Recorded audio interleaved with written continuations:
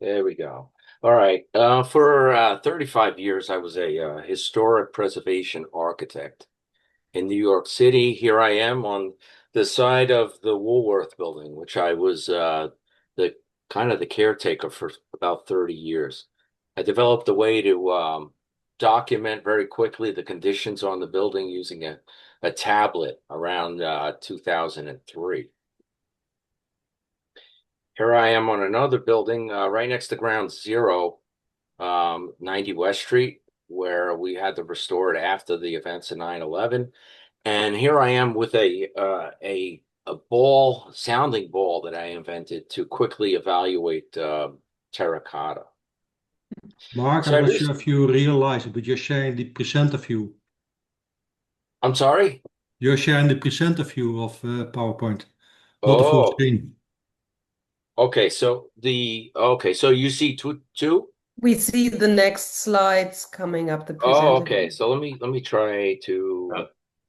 So once again, it makes it an easier small size for If I can. Get a viewer. I I got one, but it just zooms in on the pixels of my screen now. Is that better? No. No, we Yeah, still, Yeah. that'll work. yeah, Yeah, Well, that's better. You see that's fine. Yeah, more? yeah. That's Is that better. all good right? enough. I like it. All right. It's I'm not sure why, but I have two displays here, so it's showing the wrong one. I'm not sure why. Sorry about that. So I retired recently, and I said to my wife last summer, I was looking at one of these antique viewers, and I said, it's going to be a real hard time once I get into something like this. And sure enough, just within weeks, I started to get into it. And one of the things I'm doing now as a retired architect is I'm turning into a tour guide. And in New York City, you need to be a licensed tour guide, so I needed to go through the whole test and all that stuff. So I'm developing tours, and this is something that I think I stumbled on that is kind of unique. So rather than use the antique viewing device, I realized that most people want the handheld, iPhone.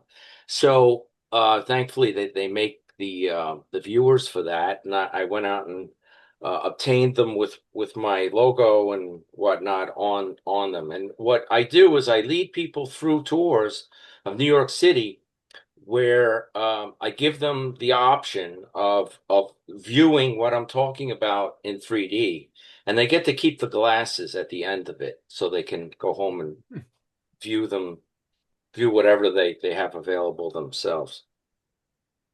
And here's a group that I went around with, and you could see I give each person an iPhone. I went back to like the iPhone 6 because all I need is the photo display on those. And I each person gets those on a lanyard, and they give those back to me at the end of the tour. So one of the tours I'm developing right now is Central Park, and this is a map of only about a third of Central Park. It's humongous. So Central Park was constructed in 1857 through 1876, and it was about shortly after the advent of the stereotype of photography, and it was at a time when this was such a big project that it seems like every major photographer was going through here at a very early stage, documenting everything that was going on. So I thought this was a great opportunity to take these pictures that were originally for people to take home as a souvenir and bring them back into the park and bring people to those sites and show them what they used to look like in 3D. So here's an early, 1860 photo. Looks like somebody did some coloring on it. That's a technology I'm not too familiar with. I'm sure some of you are. And here's a rustic bridge. And I think this is sort of a cameo because the guy on the left is, I think it's Frederick Law Olmsted, and the guy on the right is Calvert Vaux. And they were the creators, major creators of the park. There's the structure. I'm just going to go through some of the images that I've collected for my walking tour. There's some stonework, 1865. And this was actually in the middle of the Civil War. So you see this is titled Taking the Baby Out. These are women who went for a walk, and there's guards, looks like Union soldiers guarding the area. This is interesting because this is an original copy of a color version of the one above. Here's another color version. I've seen other black and whites of this one. These are people rowing in the lake. This is the back, 1904, of the original Metropolitan Museum. It's grown quite a bit since then. There's some children in the park, carriages, drinking fountain. Baseball, 1860, very early photo, I think, of that. It was a baseball day in the park. They had a miniature train in the park. And recreation, a lot of recreation went on. And here they are skating on one of the lakes. And a little later on, it's amazing. It's fuzzy, but when you put the glasses on, it really comes to life. Riding bicycles, 1895. You know, when you go through the park today, it seems that of all the different ways that people use the park, the bicycle seems to be the most dominant use. They really control the flow of what goes on in the park. An elephant in the park. There's a zoo in the park.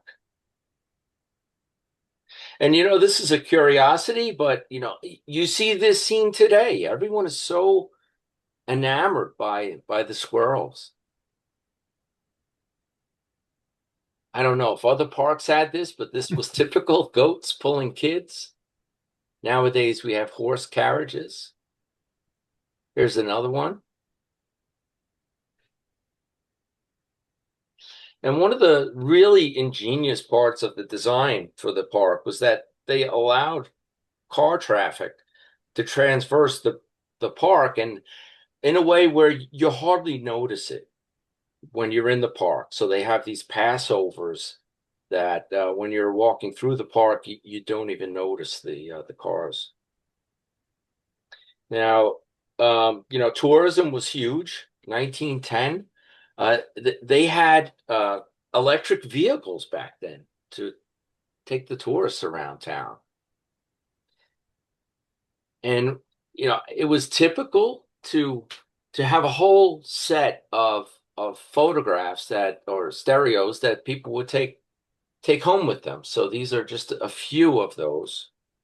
And one of the ideas I had was that I could, as another added benefit, create my own modern day versions of some of the scenes around New York that I could make available for free to people off of a website, or that they could purchase as well. So these are some of the photographs I actually put together just in the last month or two months ago for the showing that they had. I had two of my images in that one, but this is another one. Just to give an example of some of the photos that I've taken with a small digital camera. New York Stock Exchange and the World Trade Center. And the building I'm going to show you a little bit more on the right is 90 West Street. This is right around Times Square. And I really realized that I need a monopod or a tripod for these types of photos. Another tour that I've given for a while is in my hometown, which is Westerly in Staten Island. And I realized that that from watching some of the videos from this group, that there's software available that I can create the stereos. And that's opened me up to a whole new idea that I can make stereo an option for every one of my tours. And not only does it work with photographs, it works with drawings, and in this case is a lithograph of the town. And you'll see that there's a large auditorium in the middle there that it was known as National Prohibition Park. And it only lasted with that focus for about 10 years. Not sure why. I just heard that. All right, here's an image. This is one of the main blocks. The building on the left is actually my house in about 1900. This one didn't come out so well. You could see the top looks kind of not connected, but this was an upside down whiskey glass that was over a spring. So the people who lived here could have fresh water and not intoxicating beverages. We had many different types of people here. We had poets and literary people. This was poet Edward Markham's house. And the students at the local school would go over to his house and he would read them poetry. And in this case, they would sketch his house. And there he is in the background on the porch with his wife.